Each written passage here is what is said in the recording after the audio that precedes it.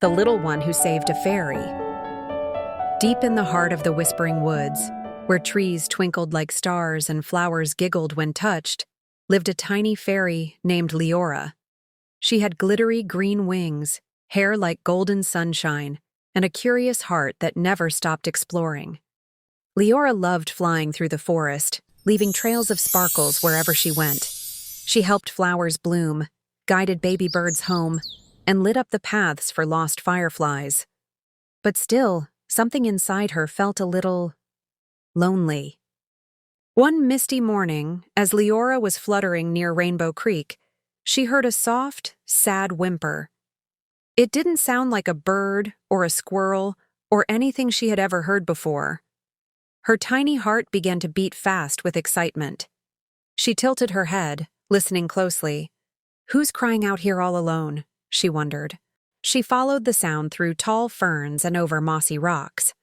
The forest felt quiet, like it was holding its breath. Little drops of dew sparkled on the leaves, and Liora flew gracefully, careful not to brush against any branches. The sound grew louder, and now she could tell.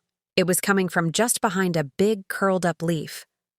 There, hidden beneath the leaf, was a small creature with big blue eyes and fur like cotton clouds.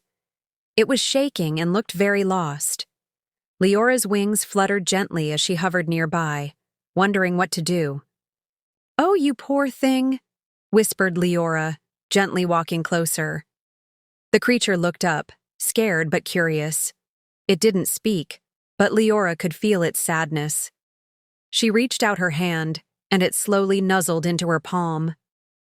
"I'll call you Nibble, because you're as soft as a cloud and as shy as a bunny," Liora said with a giggle. Nibble blinked, then let out a happy chirp. It was the start of something wonderful.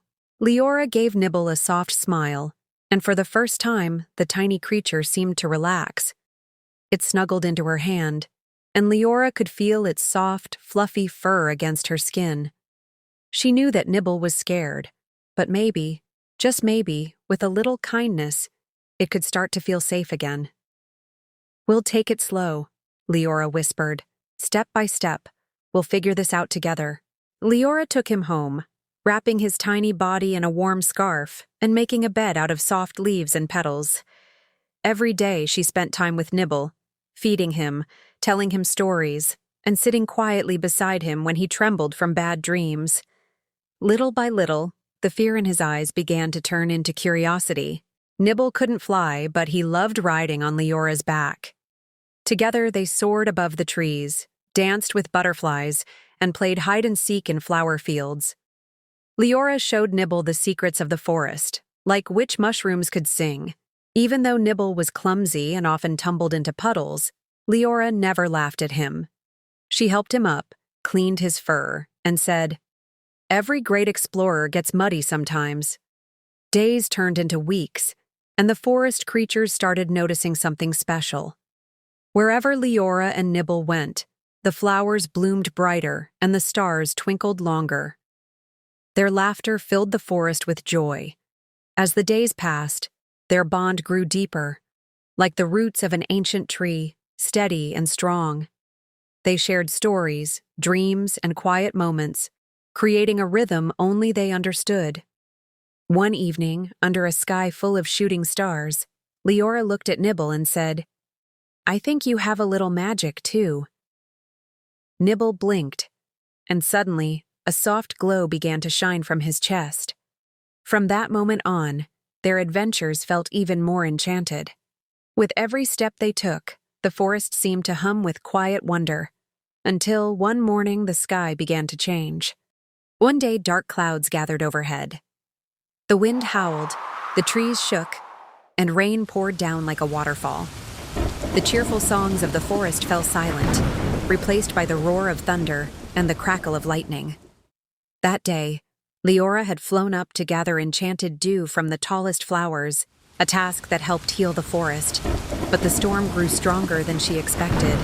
She tried to fly against the fierce winds, but they were too much. She tumbled and crashed to the ground, dazed and scared. Nibble, though trembling with fear, stood bravely beside her.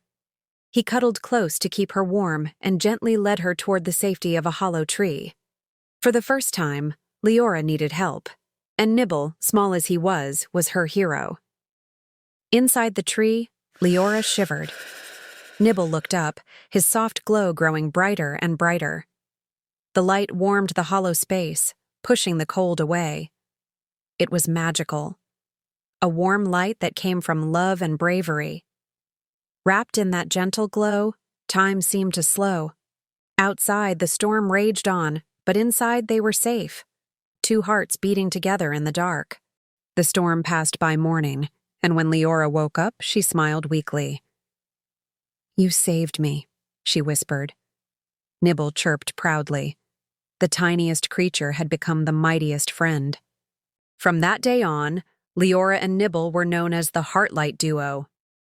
Wherever they went, they lit up the world, not just with sparkles, but with kindness, courage, and true friendship. Liora never felt lonely again. She had found someone who needed her just as much as she needed him. And that kind of friendship, well, it's the best kind of magic.